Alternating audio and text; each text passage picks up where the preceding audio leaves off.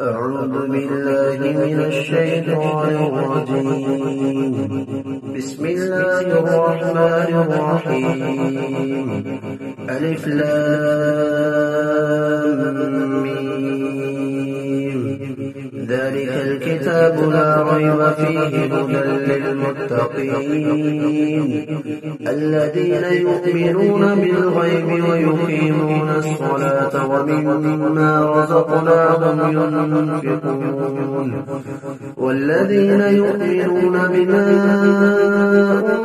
أنزل إليك وما أنزل من قبلك وبالآخرة هم يوقنون أولئك على هدى من ربهم وأولئك هم المفلحون. إن الذين كفروا سواء عليهم أأنذرتهم أم لم تنذرهم لا يؤمنون.